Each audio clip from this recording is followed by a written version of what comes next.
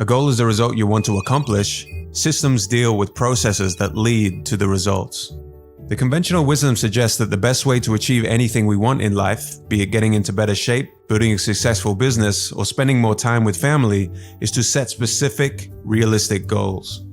But if you completely ignored your goals and focused only on your systems, would you still succeed? The author of this book argues that you would. Here are some problems with only having goals. Successful and unsuccessful people share the same goals, so therefore the goal cannot be what differentiates winners from losers. Achieving a goal only changes your life for that moment in time. Goals can create an either-or conflict. Either you achieve the goal and succeed, or you don't and you're a failure, even if you are making progress in the right direction. When you achieve a goal, what do you do after? If your goal was running the local marathon, chances are after completing it, your motivation will quickly fade and you will just slip back into your old routines. Goals are good for setting a direction, but systems are best for making progress. A system of atomic habits.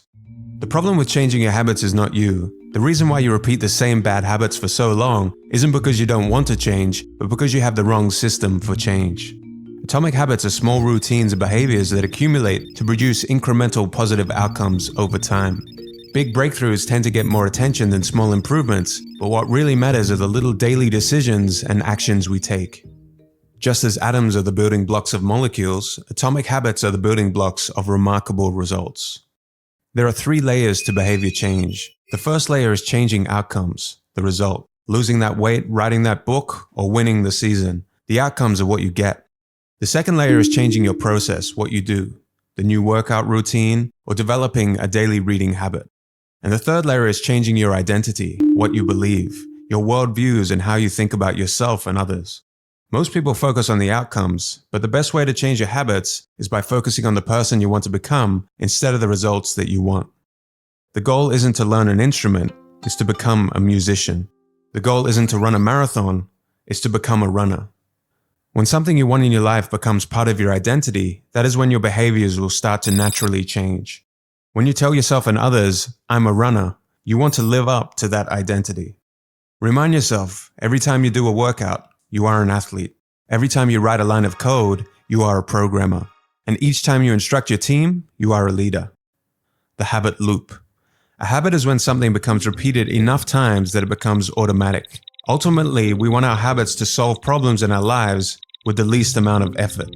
A habit is formed and reinforced by means of a continuous feedback loop. Cue, craving, response, reward. The key to creating habits that stick is to create feedback loops that are continuously being improved. Cue, phone buzz. Craving, want to know who messaged. Response, pick up the phone. Reward, solve the problem of who messaged. Cue, mind goes blank at work. Craving, want to alleviate the frustration. Response, check social media. Reward, satisfy the need to feel less frustrated. Over time, rewards become associated with cues. So in this example, checking social media becomes tied to your mind going blank at work. And then checking Facebook may be the cue to check Instagram, which becomes the cue to watch YouTube. And before you know it, your mind going blank cue has led to 20 minutes of wasted time. And the more you repeat these habit loops, the stronger and more automatic they become. Cues can really be anything: a smell, a sound, a sight, a person, a location. Try to think of any cues in your daily life that are initiating your good or bad habit loops. So how can we influence the habit loop to work for us? This book shows us the 4 laws that will guide us to do just that. Law 1. Make it obvious. Most of your current habits are so automatic that you don't even realize them. You must first become aware of your habits before you can change them. You can achieve that with your habit scorecard. Write down all your daily behaviors on a habit scorecard, from the moment you wake up until the moment you go to bed. Your scorecard may look something like this. Based on whether it helps you become the person you aspire to be, categorize each habit as positive, negative, or neutral. At this stage, we aren't trying to change anything, but just observe what is actually going on in our daily lives.